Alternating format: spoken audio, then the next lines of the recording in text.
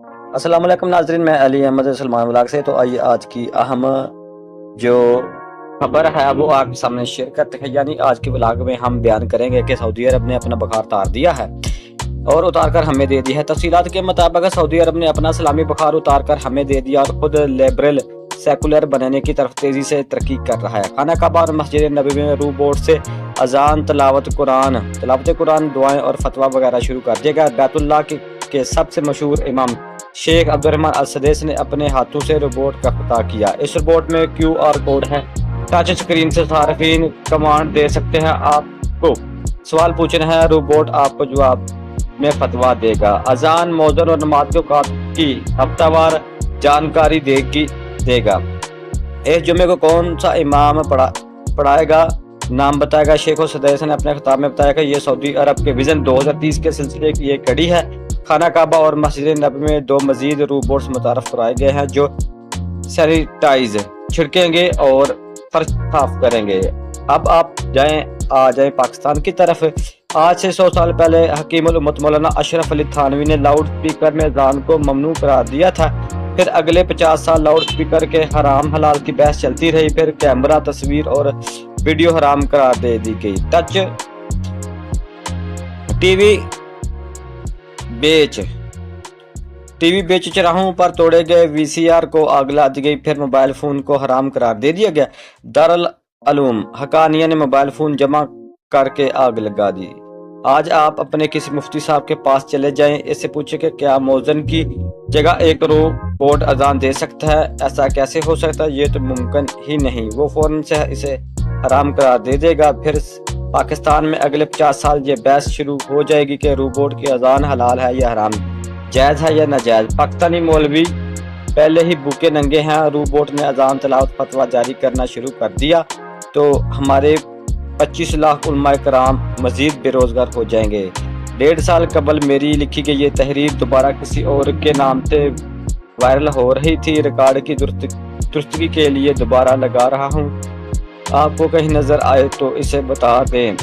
قمر نقیب خان۔ ناظرین کرام، یہ ہے وژن 2030 کا سعودی عرب کا ماڈل جو ہم نے آپ سامنے شیئر کیا کہ سعودی عرب نے اپنا اسلامی بخار اتار دیا ہے اور ہمیں دے دیا ہے اور خود لیبرل سیکولر بننے کی طرف تیزی سے ترقی کر رہا ہے۔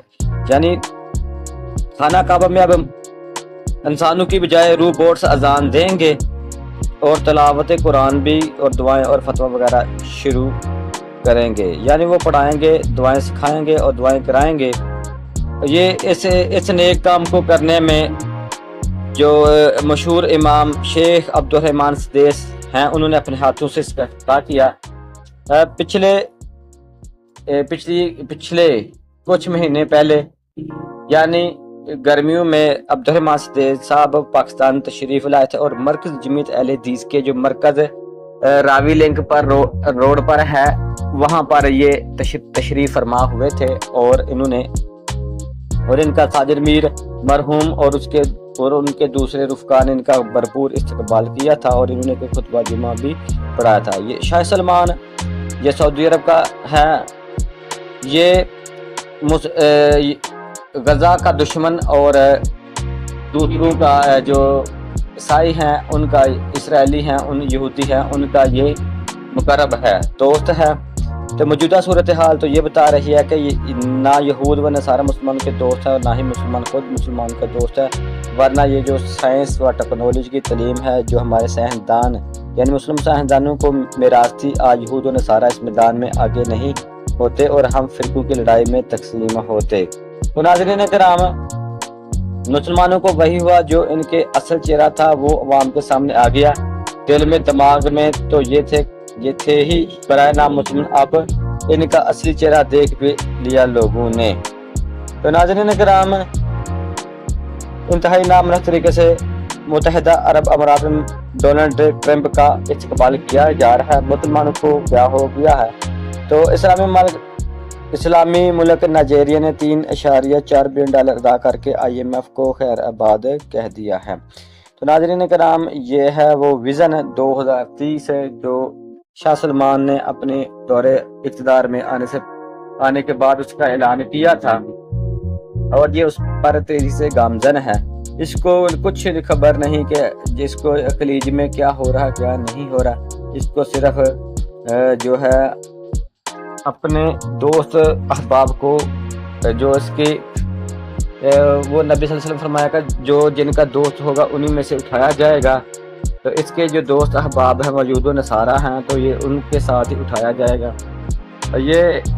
اس نے یہ کام کر دیا جو نہیں کرنا چاہیے تھا.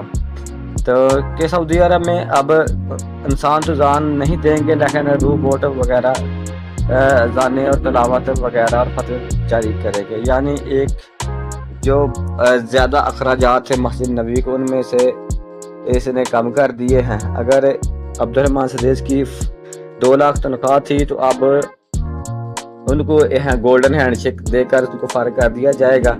اور یہ جو کام ہے کچھ عرصہ بعد جو نماز کے جو فرائض ادا کرنے کے لیے جو امام رکھا جائے گا وہ بھی روبوٹ ہی ہوگا. تو یہ بھی 2030 کے ان کا ویژن ہے ہوگا.